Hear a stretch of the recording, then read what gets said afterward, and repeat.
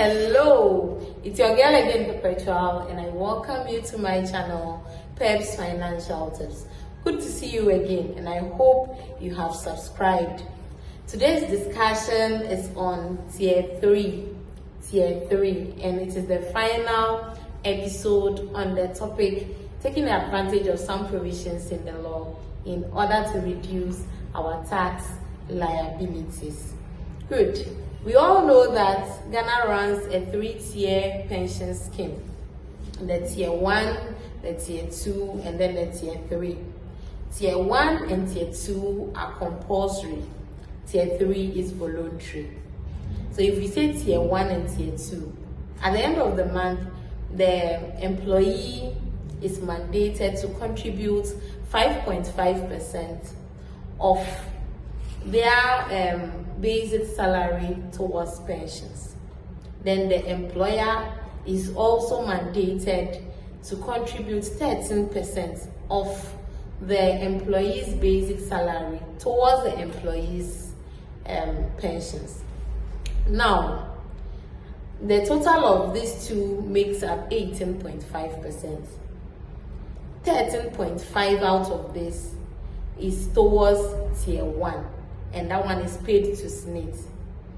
And this 13.5% is what caters for us when we are on pensions. That is what they use to pay the monthly pensions. SSNIT doesn't pay the bulk amount anymore. So the Tier 2, which is 5%, is paid to a private fund manager. This money is invested, you have your returns on it. So at the end, when you go on pensions, then this fund manager pays you your bulk amount, which includes everything you have contributed plus the returns on it. So this is the Tier 1 and then the Tier 2, and they are mandatory. They are very, very compulsory. Now the Tier 3 is voluntary. You can choose to do it or not. A lot of people do it. That's the what's the name, Provident Fund, etc. It is also managed by a private fund manager. Usually the one that manages the Tier 2 manages the Tier 3 as well. Sometimes even the organizations contribute some parts for some people.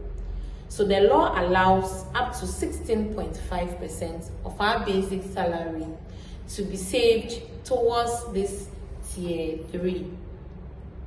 This 16.5% is deducted before tax is calculated. So in a way, it's a form of motivation to the employee or to the worker, to the Ghanaian worker, to cultivate the savings culture. So if you know that if I save 16.5% of my basic salary, that tax will not be calculated on it. You will be motivated a bit, but it's not everybody that is motivated though. But it's something that we can all take advantage of. Some people do up to 8%, some people do up to 10%. Your provident fund, you can ask the percentage that you have contributed. You can contribute up to 16.5%. So if you are not doing up to that, you can increase it.